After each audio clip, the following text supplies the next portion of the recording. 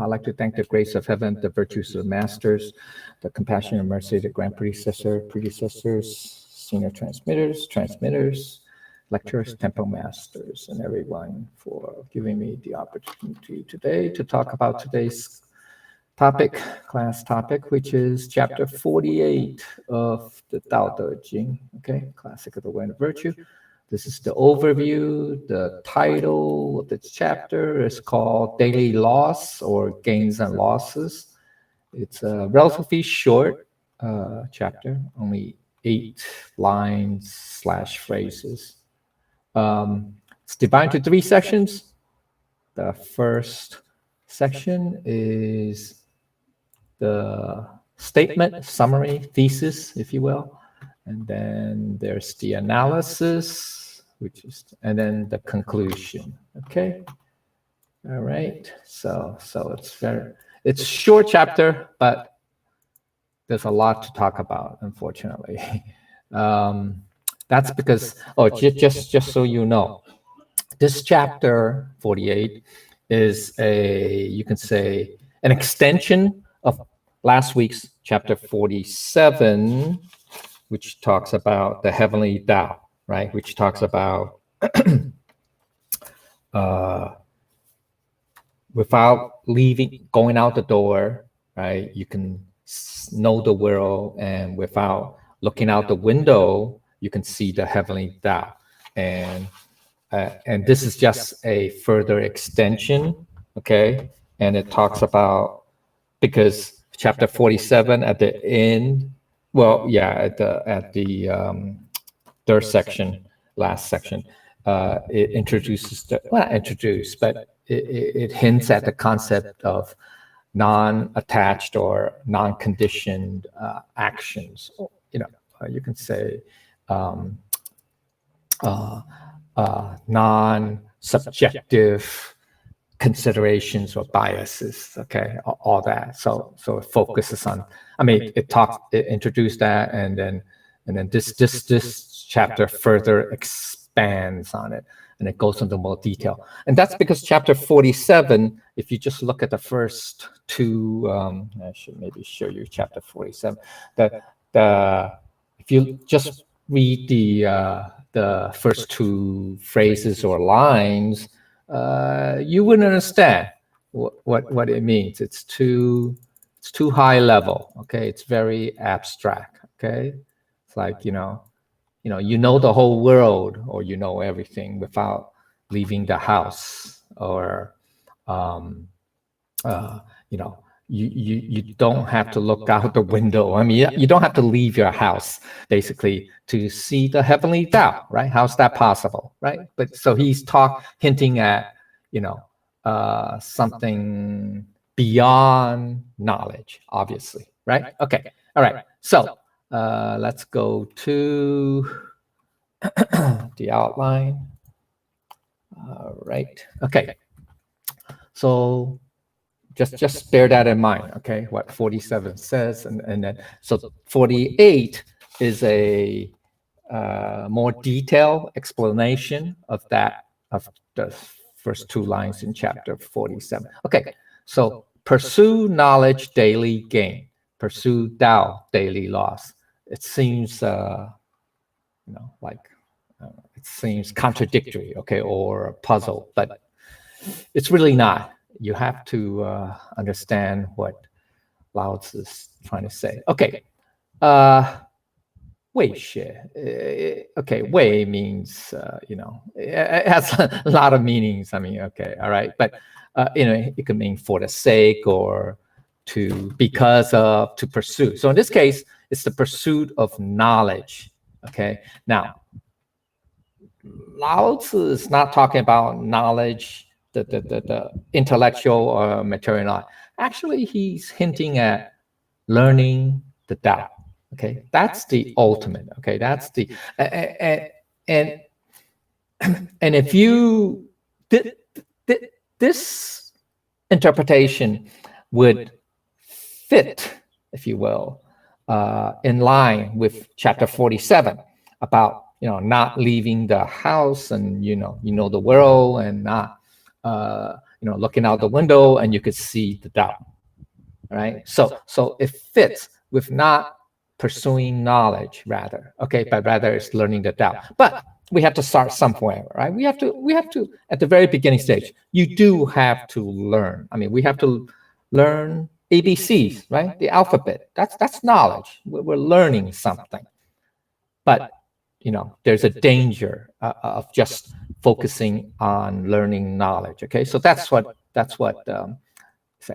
Okay, and then this means daily, and this means gain, benefit, etc., profit. Okay, so the basic meaning of the first phrase is that it's counterintuitive. Okay, we're all used to the idea that knowledge is power and that gain is beneficial, right? That's what we were taught.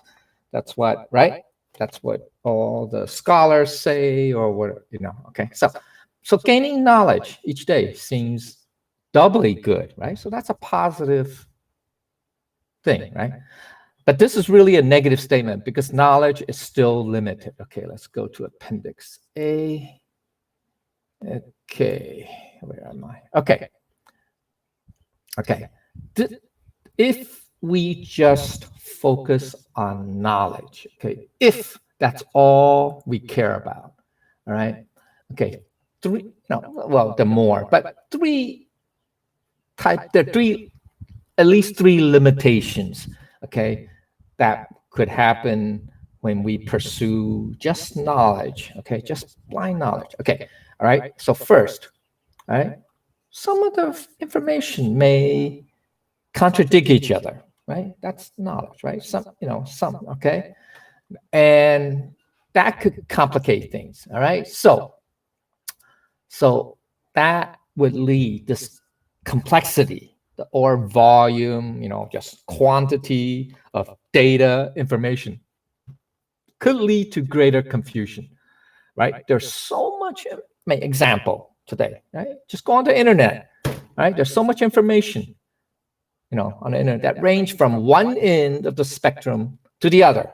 I mean, there's, basically you just Google it or whatever, and, you come up with, thousands of links, right?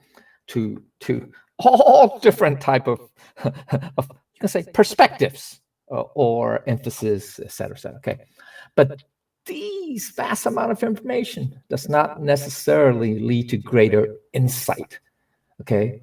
In other words, quantity does not, give quality, does not mean quality, okay? So it does not equal to insight, the truth or wisdom. That is, this is called information overload, okay? So that's one, there's a ton of information out there, right? And it covers from one spectrum, all from, to the other spectrum. So it's extreme, right? It contains everything in between, right? Okay.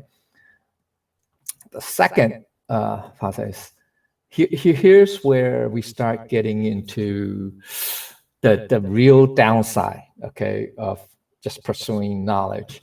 Okay, so the more we see, or you can say the more we seek, the more we search, the more we want. So we keep going deeper. It's like digging a deeper hole. Okay, keep digging. All right. So all the sensory stimulation can blur the difference between shiny objects. And what I call shiny objects means attractive sights and sounds, things that that lure, entice our six senses. I mean, yes, initially would be the mind, right? But then it goes to others, your eyes, ears, nose, etc. Okay, and that path, okay, then really can make us go down that slippery slope of we're gonna go further down these path of seeing all these attractive things, etc., and kind of override or blur our original goal of, we're looking for something we need. Okay. All right. So that's the danger. And then as we continue down that path, there's going to be more desires. Okay. More desires get stirred up, and then we acquire more, we get more, in this case, information. Then that's when we start losing the sense of contentment, satisfaction. We're no longer satisfied with just what we found. We got to get more. We need more. And that's when we start losing our peace of mind. Okay, and then third is the knowledge for its own sake can become disconnected for reality. So you have these, scholars or whatever, experts. They just keep digging, keep continuing. At the end of the day, whatever theories or I don't know, some esoteric knowledge, some very, very abstract, you can say high level in that particular field, high level knowledge. It's totally disconnected from the real world. I don't want to criticize, but there is a fine line, where you can pursue knowledge for its own sake. That's what scholars do, right? But if you just do that by itself, you're gonna reach a point where you're totally disconnected from reality. Okay, so we forget to apply knowledge in the real world, and also knowledge can become outdated and impractical. So these are the dangers. Okay, all right. Okay, all right. I don't want to spend too much time. A lot to cover. Okay. So another meaning, since knowledge falls under the sphere of duality, so the best learning is to pursue the learning of the Tao, which does not fall into duality, to learn about our Buddha nature essence and to manifest its divine wisdom, Mahaprajna. So that's the highest learning. Okay, so that means, okay, the Tao of knowledge. We got hints of it. Okay, chapter 19, simplicity and plainness. Right, it says, in sagacity, abandon knowledge, the people will benefit 100 times. Okay, that's chapter 19. I don't want to, we don't. That's cease. Chapter 20, cease learning, no more worries. Okay, now Lao Tzu's not saying you can't have knowledge, but I'm talking. What he's saying is you can't just pursue knowledge alone. Okay, so just knowledge for knowledge's sake. Okay, that's insufficient because knowledge is limited. Okay, it can be dualistic, right? Contradictory, right? So what he's saying, what Lao Tzu is saying is that go to the ultimate, level, which is beyond dualism. That's what knowledge is. So, and learn the absolute instead, which is what? The Tao. That's eternal, right? That never changes. The essence, right? Never changes. Our Buddha nature essence, right? It never changes. That's eternal. And even though it may be devoid or emptiness, and yet, right, it's the source of everything, right? These are other previous chapters, right? Okay. So therefore, if you go to the ultimate source, the Tao or Buddha nature essence, then once you are there, that's nowhere to rest, right? Where to stop, right? But if you are at that level, then what? That Buddha nature essence innately has that divine wisdom. We call it marvelous divine wisdom, the Mahaprajna, which knows everything, or which can, you can say, provide insights. Okay, and we talked to you guys. We heard a little bit that on the Friday night class in the Heart Sutra, it talked about the wisdom, right? The divine wisdom. Okay, so there's a tailor metaphor.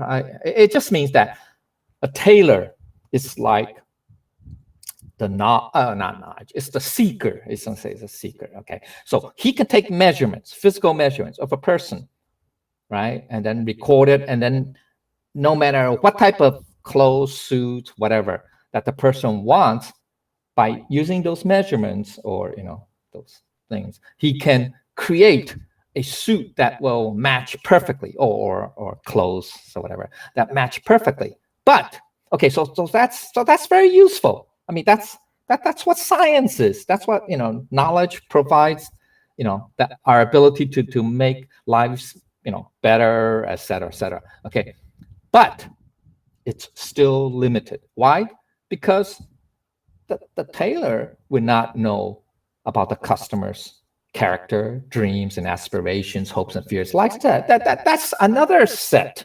Okay, so that knowledge, that knowledge, in this case, the measurements, is limited. Cannot provide answers to these questions. So even though knowledge is useful, in making life better, I mean, most of it, right, more convenient. We have cars, we have planes, we have trains, we have refrigerators, we have mobile phones, etc. We have, everything. It's so convenient. So it advances science and technology and civilization in general, right? In general, but it still has limitations. So as an example, as a tool, knowledge can be misused to harm people as well. So that knowledge is not a replacement for wisdom, right? So that's that should be obvious. But anyway, okay, all right, okay. So Lao Tzu just wants to make that point. Oh, lots of information. Okay, all right. So the additional meaning is okay. In matters of the material world, there are many things one should learn. That's fact. Okay, we need to be diligent in pursuing knowledge because we can receive many benefits. Okay, that's also fact, and also know many things. That's good, right? But so it seems to be a positive thing to gain knowledge, right?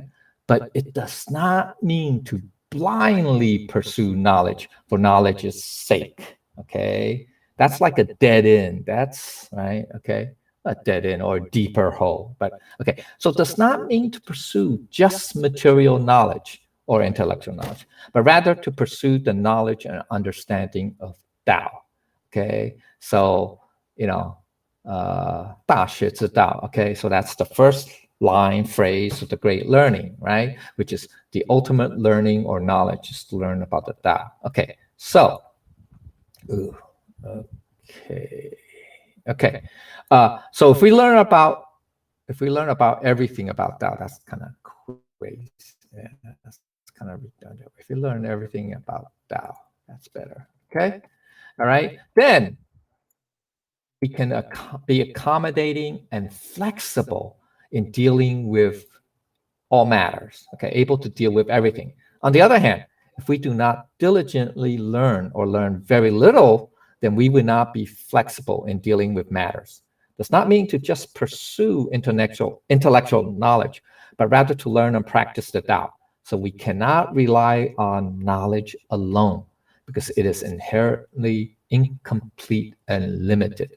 So we need to rely on the innate divine wisdom of our Buddha nature essence instead. Okay. All right. So let's go to the second phrase. Okay. Second phrase, if you recall, means pursue the Tao and daily laws. So that seems, contradictory, right? Okay. So the pursue the Tao means to cultivate Tao, to enter the path for cultivation of the Tao. All right. Okay, so not just learn. I mean, yes, we learn, but we have to cultivate, to practice. All right, put into practice. So manifest. Okay, so in the general level, it means to remove all that is not part of the Tao. That's the loss. So if we are learning, cultivating the Tao, we have to know, we as individuals are not perfect, right? So we have faults, right? So we should remove that because that's not part of that. So for instance, after gaining a lot of knowledge, lot of knowledge from pursuit of learning, we may become arrogant, right? Yeah, hey, I know more, I know a lot more secret stuff, that people don't know. So you're going to feel a little haughty, a little arrogant, hubris, okay? So, and that's a deviation from the Tao, okay? So another meaning, now that's the external, general, okay? Then on the more internal aspect it's to remove everything that is not part of our Buddha nature essence, such as the three poisons, right? Greed, rage, ignorance, and our faults and bad temper, or Mao Bing Pi Qi. So the pursuit of Tao is about the cultivation of Tao in daily life. Okay, so within our Buddha nature essence, there is no such thing as greed, rage, ignorance, or passions. We need to get rid of all that does not belong to our Buddha nature. So that's the daily loss. Okay, so the Tao is non-conditioned. It's unattached, right? Its actions are without attachment, agenda, or intentions. To pursue Tao means to manifest or reveal our innate divine wisdom and virtues and inspire other people to the same. What do you lose when we pursue the Tao? Okay, what do we lose? Okay, C. Okay, C. All right, loss when pursuing the Tao. So here's what, hopefully, as we are cultivating the Tao, pursuing meaning cultivating, right? Learning, cultivate. We should realize that, hey, life, even though, the material things are, I don't know, pretty handy, pretty nice, but they don't last. Nothing lasts forever, right? Right? Physical phenomena. So everything is fleeting, impermanent, transient, and time is limited for all of us, right? We are mortals, right? So this is the concept of anicca that Buddha talked about, right? Which is impermanence. Okay, now, once we see that, or we understand that and realize that, then we can start to let go of material attachments, okay? Right, once we understand, hey, nothing lasts forever, right? So, quote unquote, we possess something, but actually we don't own it. Because at the end of the day, you either have to give it up, right? Have to give it up. Let's say that object breaks down or whatever, okay? Or it outlasts you, we're gone, and then that possession goes to somebody else or whoever, all right? Okay, so you begin to see that it seems you are imprisoned by all your material possessions, that you are bound or tied down by them. Yeah, that's this is a higher level of realization, okay? That, yeah, having all these material possessions, your house, your car, clothes, whatever, okay? Wealth, money, whatever, gold bars, whatever, gold bullion, okay? Actually, you don't really own them. It seems like they own you. Okay, all right. So things need storage, right? You have to, lock up in a safe place, your gold bullion or whatever, your money, wealth, tools require maintenance, right? Treasures need to be locked up or insured. Belongings need to go with you when you move. These possessions seem to own you instead of you own them. That's the biggest irony, right? So once we come around, right, to this type of view, okay, then we can go to the next level. This is external, right? This is pretty mostly external. I mean, there's internal too. Then comes the notion or realization that, hey, yeah, you have an old self or your previous self or your quote unquote, we say natural, I want to say natural, human self, okay? That's our habitual nature. That has all faults and tempers and three poisons. And then we kind of say, hey, this is not the real me, right? And then you become a new person that is to be, I say at one, right? To realize, to see and realize that you have a true nature, a true master, the Buddha nature. And then we manifest the Buddha nature's innate divine wisdom and virtues, and we inspire other people to do the same. Okay, so we do lose the old self. Okay, that's to lose the old self.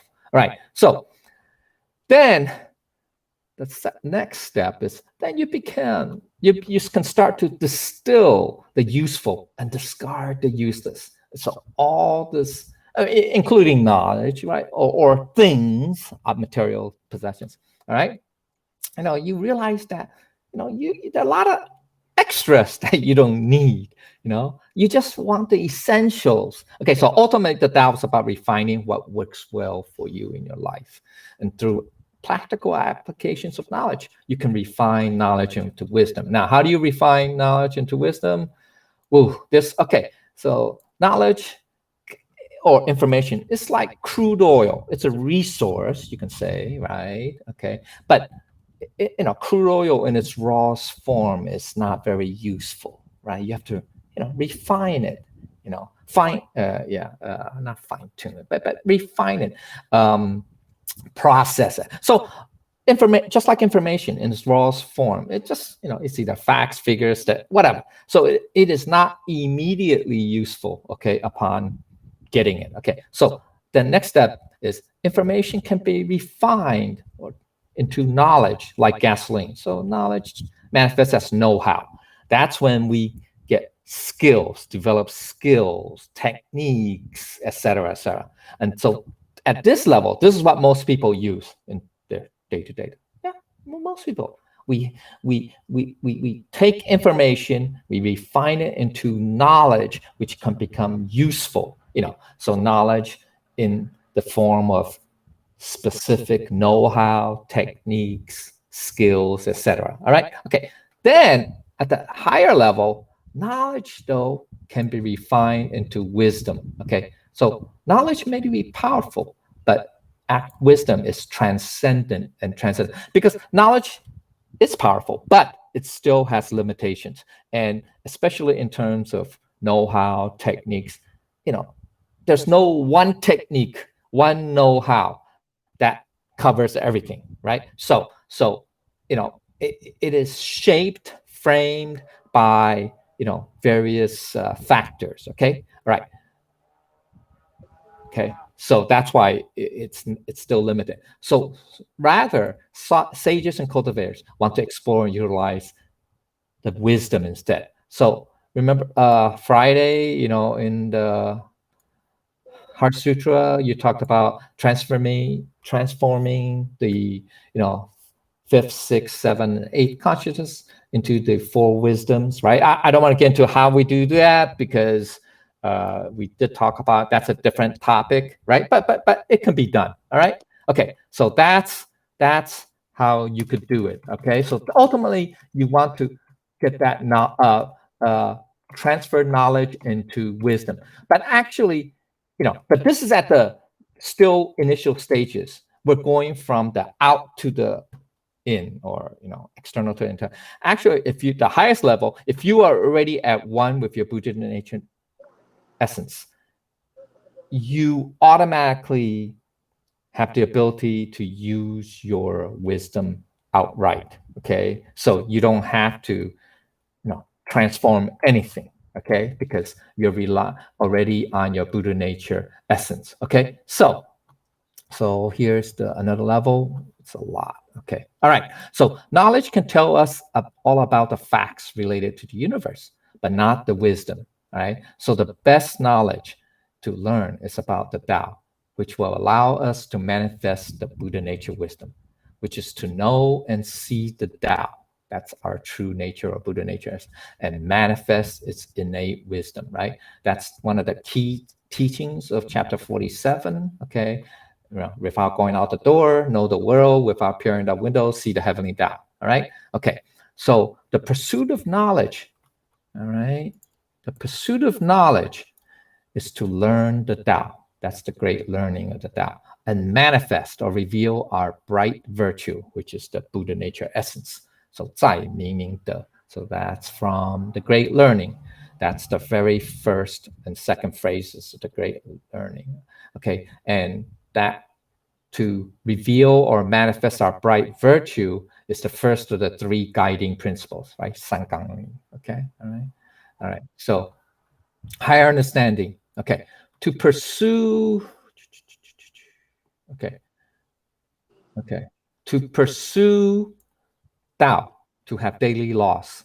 On the general level, is to get rid of all that is not part of the Tao in daily life. On a specific level is to get rid of all faults and bad temper every day, such as the three poisons.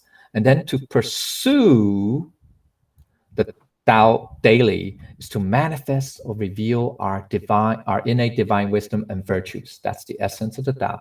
And inspire other people to do the same. That's the application of functions of Tao. To renovate the people. That's the second of the three guiding principles. That comes from the Great Learning. That's the next phrase, okay, third phrase. This means to become a new person and no longer the old person, which is the habitual nature, okay? So recall, if you can one day renovate yourself, do so from day to day. Yea, let there be daily renovation. That's 苟日新, 日日新, 又日新. That's the second phrase of Great Learning from chapter 2. Okay. All right. So true cultivation of Tao is really effective by truly entering into our birthless and vanishing-less Buddha nature essence, being able to practice letting go of all karmic affinities. As long as we can practice it, all that is false, all could be removed. Moreover, we could let go of our impermanent mind. Okay, so for the first line, for the pursuit of Tao, or knowledge, is to learn the Tao. Day by day, we can benefit by diligent learning of the Tao.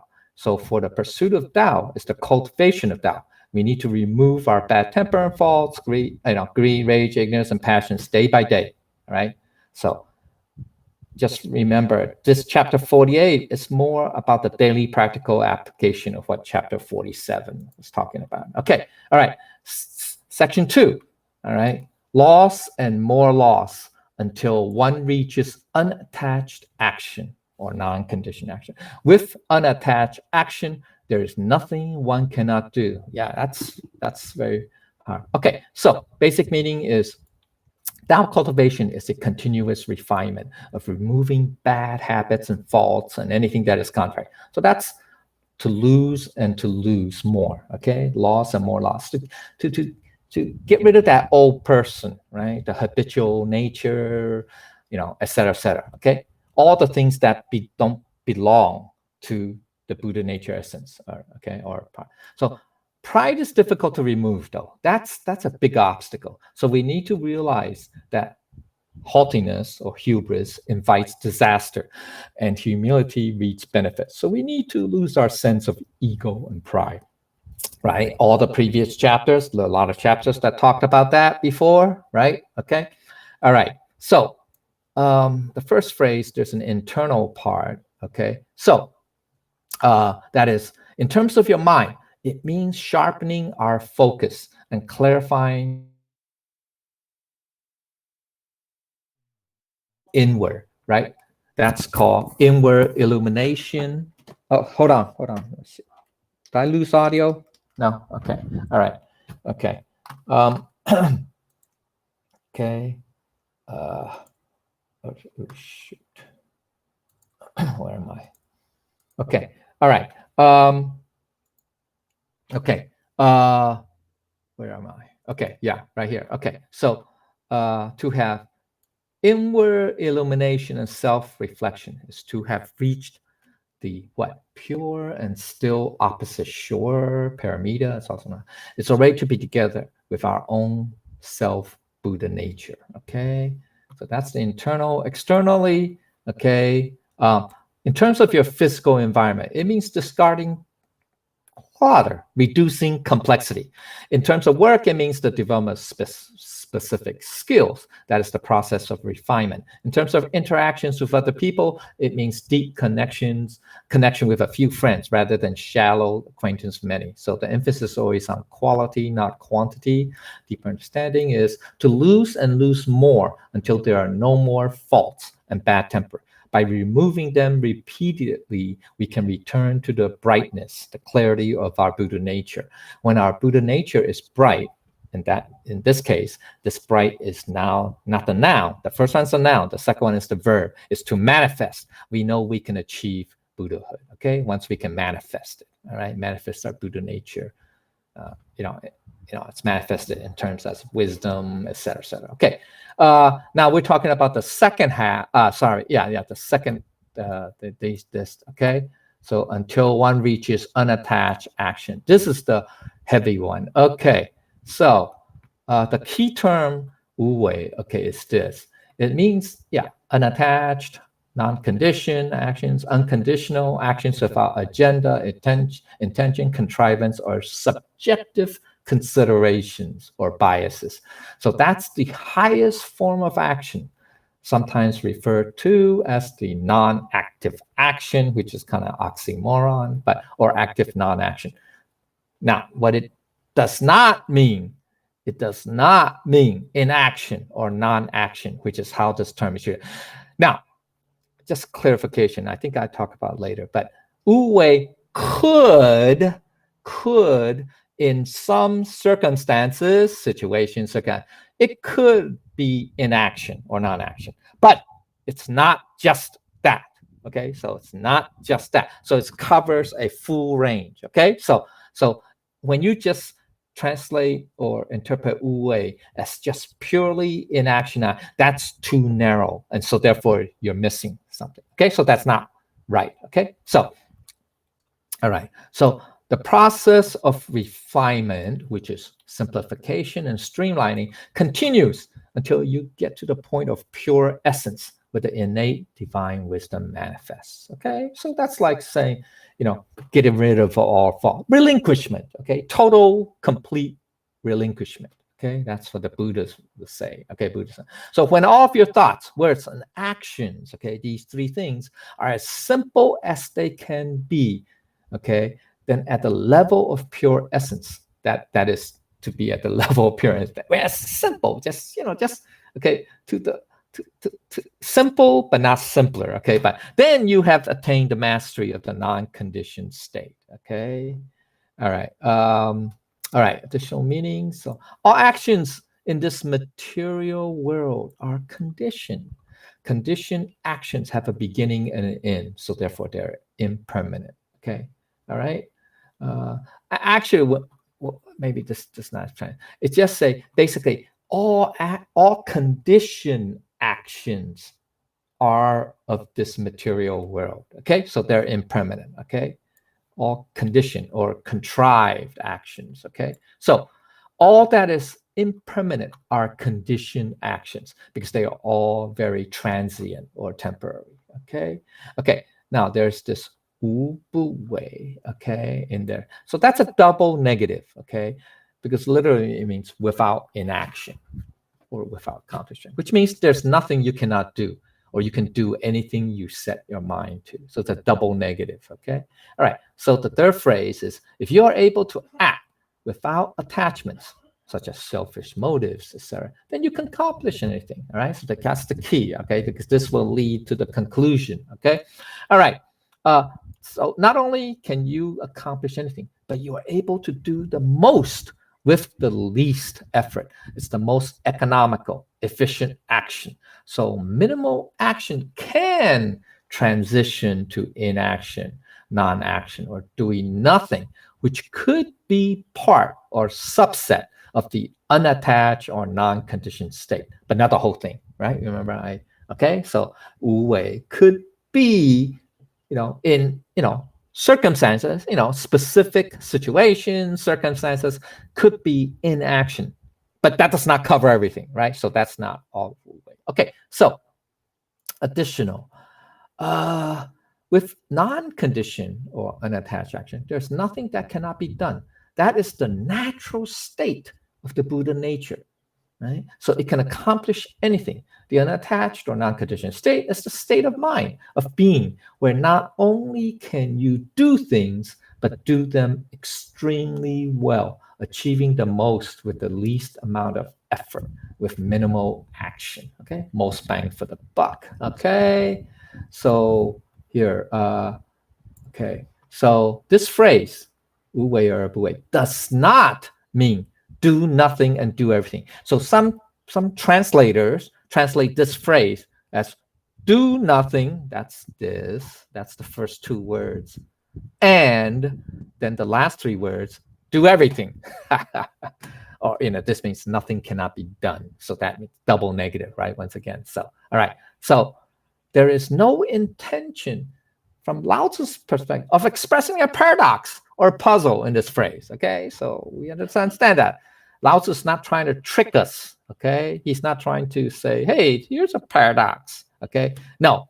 So in the general case, what it means is Tao achieves everything while not trying to achieve anything, okay? So that means it's unconditioned. It doesn't have intent, contrivance, agenda, etc. Okay, so specifically, this is the natural state of excellence of the Buddha nature essence. Recall chapter 45, great skill seems unrefined, and then also great perfection seems flawed, right? But that's a little bit, okay, but that's from chapter 45, okay? So, all right, okay, so whatever actions are not done conditionally or unconditioned actions, or whatever should be, that should be. That's like tautology, but what will definitely be in accord with the Buddha nature, which will, that just means, it just means, or with the Tao, okay?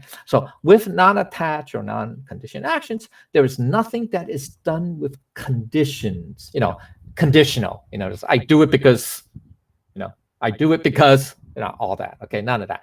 That state of non-conditioned action is the Buddha nature essence. Because think about it, because Buddha nature essence is absolute. So it has no, you can say it's non-conditioned, right? It always is, it's eternal, right? It's timeless, right? So it has none of these qualities, these pro and con, okay, these dualistic qualities that we, human nature, has. And unfortunately, for us to understand something absolute, we are still using dualistic mindset or terminology, language, etc., or examples to try to understand that. So that's the challenge, okay? So that's why we have to, go above the level of knowledge. We have to use the wisdom. We have to try to release or manifest that wisdom. And that's what they call epiphany, right? So you get this brief moment of enlightenment, okay, of insight, okay, all right, deep. Okay, so after getting rid of everything that do not belong to the Buddha nature, we are able to arrive at the Buddha nature essence, reach the shore, right? That Buddha nature essence is the non-conditioned state where nothing is done conditionally, okay? So by focusing inward, that's the inward illumination and self-reflection, and removing all our faults and bad temperament, we can attain the non-conditioned, non-attached state of our Buddha nature, where nothing that is done conditionally, which is non-conditioned, is nothing that cannot be done. Double negative, right? Again, so whatever that should be done is done unconditionally, right? So unattached actions or non-conditioned are the natural state of the Buddha nature. By complying with the manifestation of our Buddha nature essence, everything is at the very ideal natural state. Okay, Appendix D, a lot of stuff here. Okay, all right, here's D. Okay, so what, it seems very magical. Yeah, you can say, yeah, it's like pretty magical. So when we leverage the power magic of a non-conditioned or unattached action, in psychology, I don't want to go into a lesson in psychology. I'm not a psychology major. Some of you may be, and you know this better than me, but they call it flow state, or AKA in the zone. You're in the zone, man. Okay, you're in the zone. We tend to, use this phrase For athletes, yeah, because we can see them perform, or artists, when they perform, either dance or choreography, or musicians, right, when they do a performance. Okay, so what is the in the state or in the zone or flow state means? It means you are fully immersed, involved, and engaged. You and the activity are one and the same. Okay, so you are at one, okay, with that activity, okay, or whatever. So you feel energized as you focus on the objective. Now, objective does not mean the goal. It just means it's the motions, what are you doing, okay, the movements, the process, okay, where the objective is to make the perfect move, okay, the perfect motion, process, etc. Okay, then B, your movements, then that's your movement, your process, expression, and timing, all will approach perfection. Okay, so at that point, there is total concentration, but no strain. You don't say that there's struggle. You're struggling. Okay, there's no strain, no struggles. Everything is smooth and easy, yet you're totally focused. That's it. That's the only thing, okay, that matters or that concerns you, whatever. Okay, so what does that mean? That means there is no sense of self, only oneness with the activity, only you melding, or I don't know, fully absorbed, immersed into the activity. The entire world seems to fade away and time stands still. Entire activity seems timeless. So this is at the point when we say oneness, right, with the activity, or oneness with something. That's when space and time disappears. So that means you're no longer in that dualistic state. You are at one. You're in the absolute state. Okay, so that's like what our Buddha nature essence. Okay, so now this is more about non-conditioned actions. Okay, but so what's a non-conditioned or unattached action? That's the highest form of action. When you have completely vanished into the activity or the action, you feel as if you are doing nothing and has done nothing. Yet all the appropriate actions are at work. Everything is done or completed, and nothing remains undone. Yeah. Okay. So you experience universal creativity or energy flowing through you. So everything comes together just right, just appropriate, just say perfect. Everything falls into place as if divinely choreographed. Like God is basically helping you, okay, in the process, or method, or preordained. It appears that way, okay. So in this process, you can say in this activity or in this, there is pure bliss in the moment, okay, in the moment. Remember, everything is timeless. There's no time. The world, disappears or whatever. Okay, so there's pure enjoyment of the process. It is so timeless that you lose the sense of self. There's no longer self. So much that you may not even realize that you are in a deep state of bliss until after the experience is over. That's what in the moment means, okay? So you don't realize it. It's the key to in the moment is you don't know that you are in the moment. It's kind of oxymoronic because we're using dualistic terminology, and that's the problem. Okay, so it's only when, let's say, that bliss or that moment finished, or or that activity. Okay, in this case, because we're talking about activity, it's finished. Then you're back to reality. Then you're back to the dualistic world. Then you realize, wow, that activity or whatever, when you're in the moment, only lasted, wow, a few, I don't know, seconds, minute. And yet you look at your watch and you say, wow, an hour has gone by, or 2 hours, or whatever. See, that's now because we're back in reality. Now you're back in the dualistic moment. Then you understand. Then you realize that, oh, at that previous moment or whatever, because now there's time dimension that you were in the moment. You get it? Then you realize, oh, I was in the moment then. But then that's no longer in the moment. Okay. All right. So to be in the moment is not to realize you are in the moment. Oh, that can get a little bit, high level. Okay. So note well, okay, that all the above three experiences in your normal daily act, you can have all these three, these three type of experiences in your normal daily activities without having to engage in some particular difficult activity. Now, a lot of people, you see this, a lot of people pursue extreme sports. As an example, bungee diving, that's extreme, or what they call it, that rock mountain climbing or whatever, without using ropes or whatever. I forgot what they call it, but anyway. That's pretty dangerous because you could fall and die, right? You could have an accident, all right?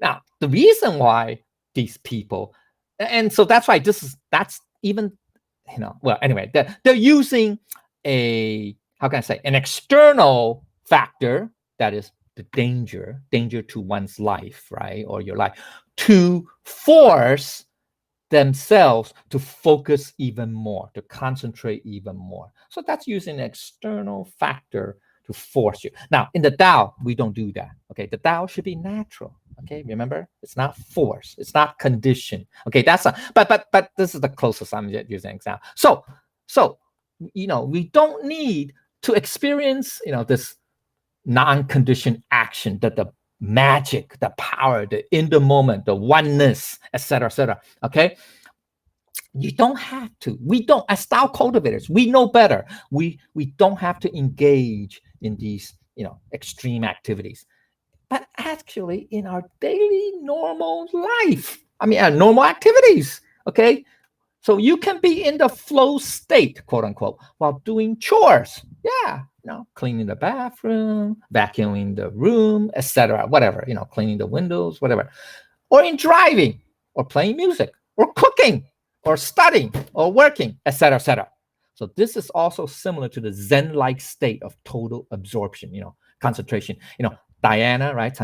Actually, the higher level is samadhi, sanmei. Okay, that's the higher level. Okay, but anyway, all right. So all the non-conditioned actions, however, and I think we mentioned it in Friday night class about the heart suit, that they have to be in harmony with karmic affinity, because non-conditioned action. Now, the reason why, I said the reason, then it becomes conditioned.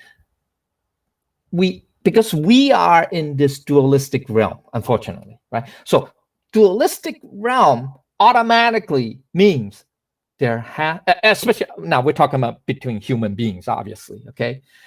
We're not talking about a cosmos where there are no sentient beings, okay? Because that doesn't make sense either, okay? But anyway, that means that, all sentient beings are already Buddhas, because, there's no more karma, right? So we know that's unlikely. But so that's why there's sentient beings. Okay, so that's why there's karmic affinity. Get it? Okay, there has to be.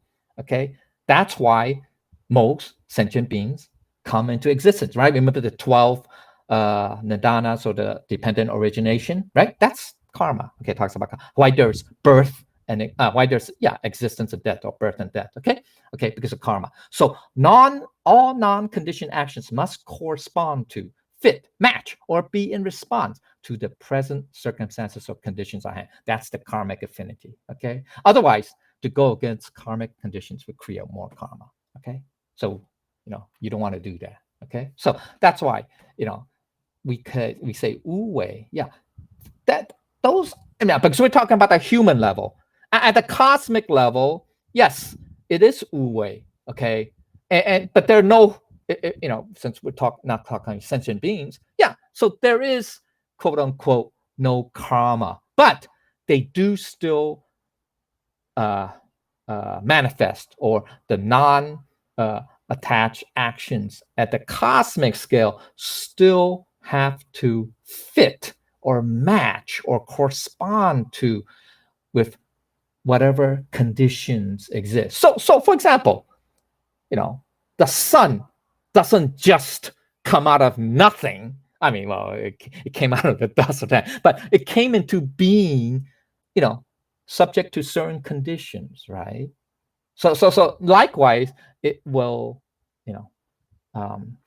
disappear or dissipate subject to certain conditions. That doesn't happen for without any, matching circumstances. Okay, same idea. Okay, now we're talking about with human beings because we're talking about actions by humans, right? Okay, so there's karma. So it has to go. So we say 随缘. So 无为 and 随缘 has to 和谐. That means harmonious. It has to match. It has to correspond. Okay. Now, but you can't go counter. When we go counter, that's when we create karma. Okay. All right. Because remember, even Buddhas cannot change karma. Yeah, that or make karma disappear. I mean, that's another way. So even our non-conditioned actions we cannot substitute or replace karma. Karma will still happen regardless, but so therefore our non-conditioned or non-attached action has to match, flow. It has to be in harmony with karma, and that way you can, quote unquote, reduce the effects or the negative effects a little bit. Okay, we can either delay or make the karmic effects not as severe, etc., etc. All right. Okay. So that's the magic of non-attached actions. Okay. All right. It's got a lot of ways to go. I'm going to go through very quick. Okay. Here it is. Okay. Appendix. Okay. D. Okay. Now we're at the conclusion. Okay. Yeah, we just did D, right? Yeah. Okay. All right. So thus one who takes the world by constantly applying non-interference. Okay. Okay. Yeah. This Qi Tianxia has it's significant. Okay. Literally. Oh well. Okay. Qi literally means to take, right? To get, to take. Okay. Tianxia means the world or everything underneath the sun or under the heaven. Okay. So it's repeated twice in this section or in this chapter, so it has significance. Now, it has different levels. Okay, at one level, it means a ruler, okay, to rule, govern, unify country. That's at the state level. At the individual level, it also has, especially for Tao cultivators, it has a couple layers of meaning. So in the first one, first layer, it means fulfilling your potential, becoming the best that you can be. When you are at your best, you have taken the world. What is that? Okay, well, you have mastered your personal kingdom. What does the world mean? The world doesn't mean like the ruler of a country or the world, but it means it's your personal kingdom, your own world. That is your life. So all about living up to the incredible potential that you already possess, right? We all have the Buddha nature essence. So we just have to figure out a way how to unlock that potential. And that is by learning the Tao, daily laws, getting rid of our bad habits, bad temper, 3 poisons, etc., pride, hubris, etc., ego, self, etc. Okay, so then second level is to live the best possible life for yourself. That is to walk the path of the Tao, to master the art of living to such an extent that your life becomes an example of living in the Tao for other people. Yanhui would be example. Yanhui, we could say Mencius, Confucius, Mencius, Zhuangzi, etc. Okay, we can, but Yanhui is a good example because he has nothing, or he had nothing, or he was very poor. Okay, the best possible life is the life that is with unattached actions. There is nothing one cannot do. So the best possible life is graceful, smooth, easy, flowing, and everything about it works out perfect. Now, that's the most ideal level, obviously, right? But it's possible, okay? So that's what the meaning of, okay, gaining or taking heaven, the world, okay? All right, so it has the, couple levels of meaning. Okay, okay. this is the meaning of 无视. Yeah, it's kind of parallel to 无为. It's kind of parallel. It parallels. Okay, so literally it means without involvement or nothing to do. 无视. 你在干什么？我无视 nothing to do. I have nothing to do. Okay, that's the literal meaning. Okay, that's most modern usage.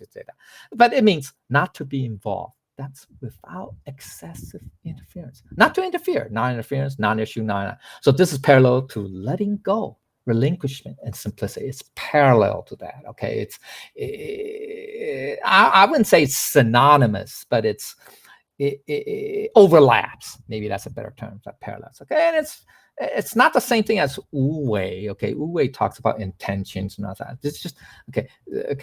So it kind of parallels that. Okay, so basic meaning is if you want to take the world, okay, you would do it. You have to do it constantly without excessive interference. Okay, does not mean if you want to take the world, you should not do anything. Okay, so it doesn't mean that. It doesn't mean which I'll talk about the next point. It's that you do nothing and you expect to take the world. See, some translations say that. I mean, it sounds very nice. Okay, I mean, ultimately in the end, it's not 100% right because you still have to do something, and that's where the 无为 comes in, the non-attached actions. Okay, all right. So here's another thing is this. It's you cannot always interfere if you want to take the world, but does not mean only a laissez-faire approach, right? The 自由放任. Okay, that's extreme. That's extreme. Once again, that's the extreme. Okay, why? Because this approach already has the explicit intent of doing nothing, which means it's already conditioned. So it is, even though it's laissez-faire, that means you intentionally or consciously say, hey, I don't want to do anything. Let things be, right? Just let everything do whatever they want or whatever. Okay. Whatever will be, right? Whatever, just that.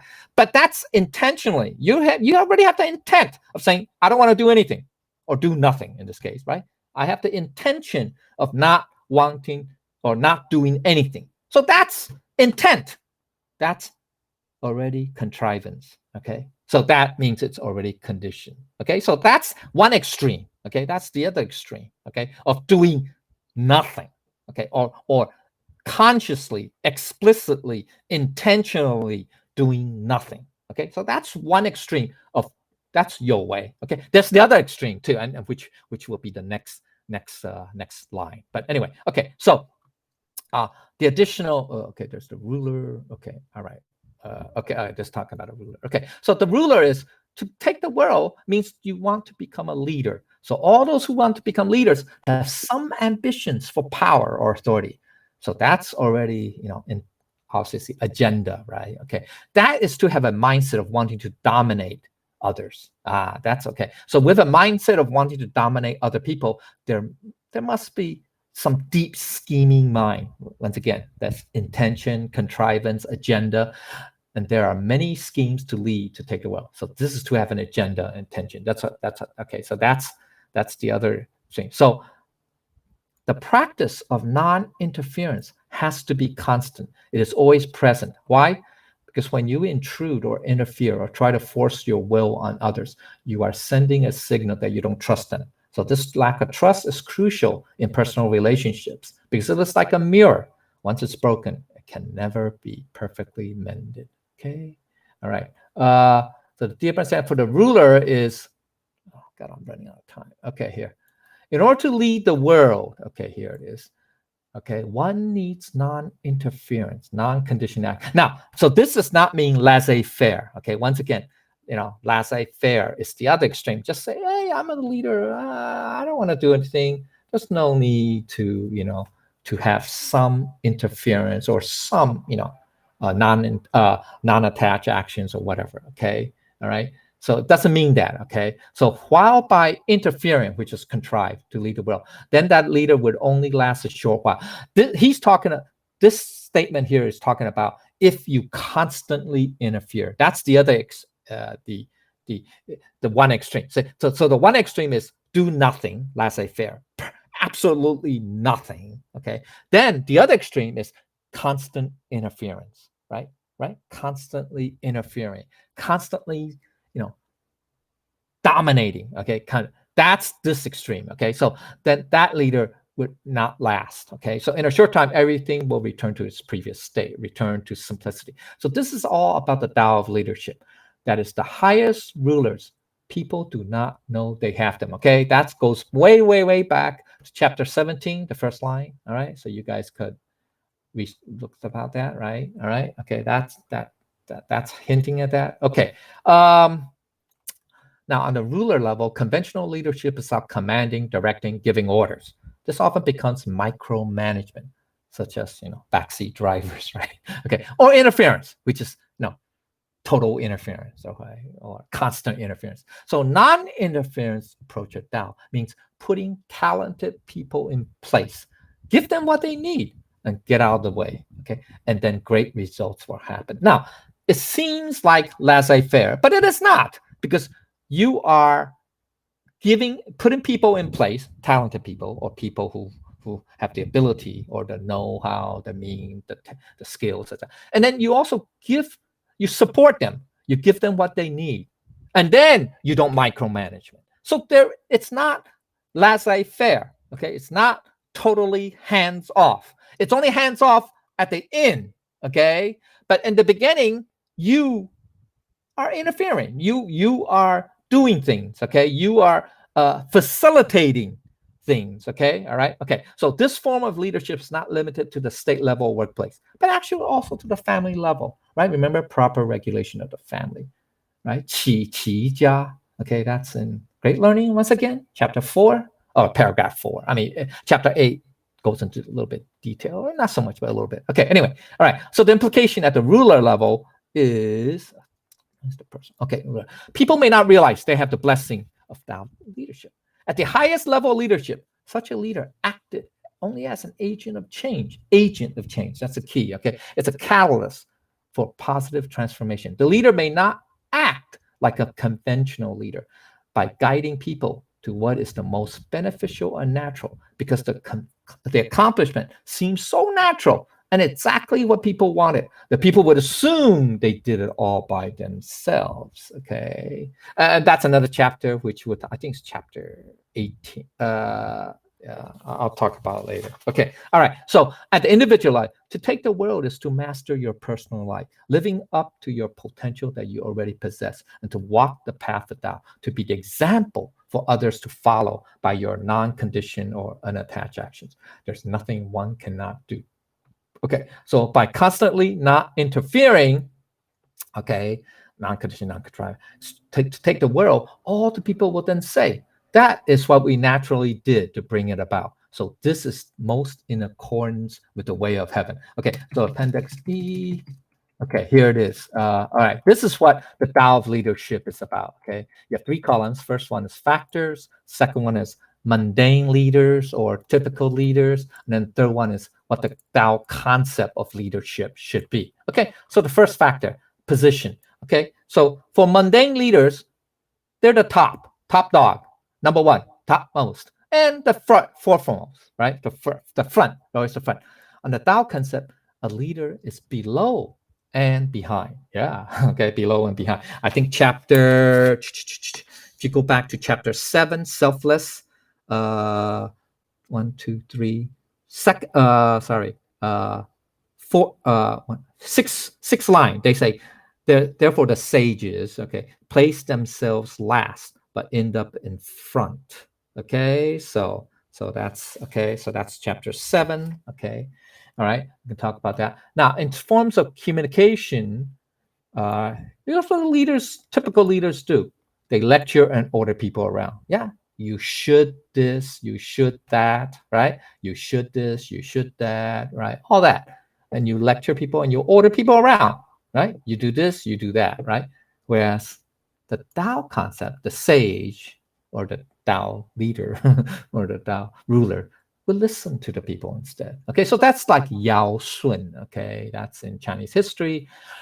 Roughly 3,000 to 4,000 years ago. Okay, all right. Support. What does support mean? Mean that what they provide. Okay, so typical leaders, instead of providing, they say, I demand support from you. You guys got to support me. All of you are here to support me. Yeah, to support me. And all of you have to be loyal to me. Yeah, loyal. My way or the highway, right? All of you have to be loyal to me. Okay. All of you have to support me. That's what a typical leader does. Okay. I mean, be it in, the state level or business level, etc. Okay. Whereas a Tao leader, they provide support. They give. Okay. Whereas the typical man is they receive, they get, they want to get, right? They get support, they get loyalty, or they demand loyalty. Okay. Whereas the Tao leader, they give support, they give loyalty. The team comes first. Whereas the typical leader, the leader is first. I'm number one. I'm the top dog. All of you work for me, right? My way or the highway. You have to support me. You have to be loyal to me, etc., etc. Right? Okay. So that's interesting. Okay. Now, build means what the leader creates, establishes, or sets up. Okay. What the typical leader does is builds a power base, but it's personal. It's just for his benefit alone, right? Okay, just for me. Okay, selfish. All right, very self-oriented. Okay, ego-oriented. Whereas the Tao is the opposite. The Tao leader, he builds a community, right? A gathering of people for others, for the benefit of the others, of the community. Okay, all right. Focus, that's the orientation, is the leader. I'm the authority. The buck stops with me. All right. Everything has to come to me, right? Come through me. Okay. I issue the orders. I'm the only one that can authorize, right? That can sign off on anything. All right. On and everything. Okay. All right. Whereas the Tao leader is being of service. How can I help you? How can I help you? Okay. How can I support you? What can I do for you? Etc. Etc. Okay. So that's called a servant leadership. I think that's how it's said. Okay. You are a leader, but you're a servant. I mean, that's okay. So in name, a lot of people say, oh, yeah, the president, like the president of our country, he's supposed to be the servant to the people because it's the people that voted for him. So theoretically, right, the president reports to the people, right? But in actual reality, that's far from the case, right? That's far. I mean, there are instances, but in general, okay, that's far from the case. All right. Then achievements. All right. Whenever there's an achievement, guess what? The typical leader, they're the ones that take credit. Yeah, look at me, man. Yeah, look, I made this happen. It was me. It's all my credit. Okay. The Tao leader gives credit. Okay, and even advanced level, and I think we talked about it in the Friday night classes, the Heart Sutra. You what? 推功揽过, right? 推功, yeah, 推功揽过. I think that's the phrase. It means you give credit. Yeah, 推功. That means to give credit, and then also you take on you can say mistake, faults. Yeah, take on the faults, or you bear the responsibility. So that's why we say the buck stops with me. That means whatever, even bad. So now this is the positive, which is achievement. We're talking about not failures. Okay. So the achievements, okay, is all, the mundane leader, they all take credit. Whereas the Tao leader, we give credit. We say, hey, no, it's a team. It's a group effort, whatever. Okay, et cetera, et cetera. Okay. Now for failures, the mundane leader would say, it's not me, it's you. It's all of you. Okay, it's everybody. It's you. Everybody but themselves. Okay. Whereas the Tao leader would accept the burden or the blame or whatever. Okay. That's true real leadership. Okay. That's real leadership. Okay. All right. Okay. Unfortunately, in today's world, that's very far and few. Okay. All right. Okay. We're near the end. Sorry, I'm running overboard. Okay. That's appendix E, right? Yeah. Yeah. Okay. All right. So last line. Okay. And the one who interferes is not qualified thereby to take the world. Okay. Thereby because of this, because of the interference. Okay. Okay. So this is the counterpoint. Okay. Remember Lao Tzu was talking about counterpoint. Oops, sorry, wrong one. Okay. Counterpoint. Okay. He's saying, On the one hand, this is non-interference. And then on the other hand is if you have interference. Okay, so the first statement is if you have non-interference, then you can take the world. Okay. Whereas then he's the opposite is, on the other hand, if you always interfere, then you're not qualified, okay, to take the world or to rule or to govern. Okay, all right. So that's what 有事, okay. This comes to 有事. Literally, it means having involvement or something to do. This time, it's not that you have nothing to do. Okay, all right. It's not no more nothing. It's the opposite. Okay, so it means this: having schemes, being involved, to interference, having issues, similar to the modern expression 多管闲事, meaning busybody. So this is parallel to what? Instead of a relinquishment, right? 无事 was relinquishment, right? And simplicity, right? This is more parallel to attachment and complexity. Now you're getting more involved, getting your hands dirty and all that other stuff. Okay, all right. So the basic meaning of the line is, this is the opposite of the previous line, okay, of phrases 5 and 6, right? Okay, so yeah, phrases 6, okay, line 6. So it's about interfering. Actually, it's constant interfering in order to take the world. The busybody is not going to be the one who takes the world. The one who schemes and wish to dominate. Sorry, grammatical error. And wishes to dominate others, okay, will not be able to lead the world, because people naturally dislike meddling and will resist. So by spending time and energy on other people's business, the meddler, or the person who constantly interferes, neglects his own business and therefore fails. Okay, so another meaning is, this line's a warning. Okay, so Lao Tzu's warning that we should all refrain from excessive interference. So it's parallel, like I said, parallel to having what? Constant, what? Attached or conditioned actions. It's parallel. Okay, it's parallel to that idea, to that principle. Okay, so additional is this: on the ruler level, if there is interference to lead the world, then the world will return to its prior state. On the individual level, if you constantly interfere and use contrived actions, right, your way, then you will not be able to master your personal life. Okay, so whoever shall lead the world, let whoever it is to lead. If you have the mindset and scheme to want to lead the world, then in the people's minds, they will not follow or obey you. So one can fail or not qualified to take the world by going against the Tao, because that's not the way of the Tao, right? Okay, so when people do not obey the leader, then the leader will not last. There will be changes. Okay, so that's why you'll have revolutions, etc., changes, coups, etc. Okay. The meaning here is that everything should be in accord with the heavenly principles. Just like day and night occurs naturally, without anyone having to command the day and the night. That's pretty obvious, right? They just naturally become day and night.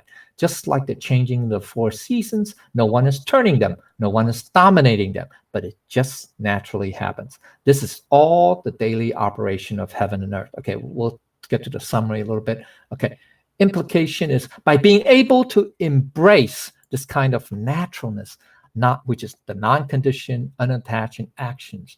So by naturally doing everything unconditionally, everything will be manifested just like the heaven and earth. Just as heaven and earth follow in accordance with the daytime and nighttime, we should also be in accordance with the daytime and nighttime to take charge of your life and be your own ruler. Okay, so here it is. Okay, conclusion: by learning to be as accommodating as heaven and earth, by learning to remove all that is not part of our true nature or Buddha nature. That's the laws, the daily laws, right? Until one reaches the unattached or non-conditioned state. This way, everything will be very natural, like the natural state of our Buddha nature. There is nothing artificial, nor is there anything unnatural. This way, our lives will be very satisfactory. That's, remember, the power of non-attached action, or the magic of being in the moment, etc., where we can all live and work in peace and contentment, where the non-conditioned state is non-interference, it's relinquishment and simplicity. That is the daily laws. Okay, here's a summary. Summary. Okay, just major takeaways. There are levels of Tao cultivation. So the first level is we have to learn, right? That's the daily gain, right? Initially, right? We have to learn. That's the daily gain. So, we realize Tao cultivation, it's a good thing, can be useful, but it's still at the lowest level. It's just the beginning stage of our spiritual quest, right? Okay, so it's just at the beginning, all right? And it's limited. You have to understand that there's a trap, right? It has limitations. It can distort our values toward the material, right? Make us become more attached to material things, or even material knowledge or intellectual knowledge, thus bringing more burdens, okay? And the objects to pursue are often dictated by society, unfortunately, or influenced by society and peer pressure, not necessarily what nourishes our spirit, right? So that's why we have rampant materialism or consumerism, right? Et cetera, okay? So, all right, then the second level, this is when we really start learning the Tao. Okay, so this stage is not actually, yes, we do read the scripture, sutras, etc. Right? I mean, we should anyway. Okay, so that's part of the daily gain. Okay, but then the second level, this is the more advanced level. Okay, which is to daily laws. When we pursue the Tao, the path of the Tao, subtraction, not addition. Well, I mean, initially, all right, initially. Okay, it is where day by day you gradually, what do I mean by that? Initially, it is day by day you gradually lose your attachments, arrogance, fault, bad temperament, greed, rage, ignorance, everything that is contrary to the Tao, one by one. So that's where the daily Tao, so that's the subtraction. But actually, in the beginning, these are all acquired, these qualities or traits. So you never had it in the first place. But that's looking at from the Buddha nature perspective, from the absolute point of view. But I'm talking from the, from the human level point of view, right? The duality. Yes, we have to do loss. We have to get rid of this, okay, one by one, to renovate yourself day by day, right? Okay. Then when you start to get beyond the idea of getting more and more things, or higher and higher, but you begin to feel liberated. Simplicity, right? This relinquishment will make you feel unburdened, right? Unburdened, or less afflictions, vexations, okay? 烦恼, right? Okay. Then here's the third level, more advanced, building up on the second level, is that you lose more and more until you reach the non-attached action, or the state of non-attached action, okay? So like cultivation, refinement of wisdom is a lifelong, never-ending process, because there is always something new. So as we get closer to the non-conditioned or unattached state, which is the state of our Buddha nature essence, you realize that you can never truly own anything. At best, you are but a temporary steward, caretaker. You, just like we are a temporary caretaker of our body, our physical body. Never mind all our possessions, okay? So you are just the temporary custodian of any material possession. And in the end, you still have to relinquish everything, to let go of all attachment. Then the fourth level is with non-attached actions, or non-conditioned actions. There's nothing one cannot do. That's the higher level. That's when we already reach the level of a Tao sage or Tao master. What happens when you reach this level? The impossible becomes the possible. What used to be out of reach is suddenly within grasp. There's no need for you, and then the parallel, okay, to the Wu Wei is, there's no need for you to interfere with anything or anyone, because it is all coming together perfectly. When you are in the non-conditioned state, everything just flows naturally, beautifully, perfectly, without any need to interfere with anything or anyone. Okay, we talked about this. We talked about it. Okay, all right. I'm sorry it took so long, but it's almost 90 minutes. This concludes chapter 48. even though it's a short chapter, but unfortunately it has a lot of meaning. So anyway, if I said anything wrong or incomplete, I ask for the Buddha's and Lao's forgiveness and people's guidance. Okay, thank you very much.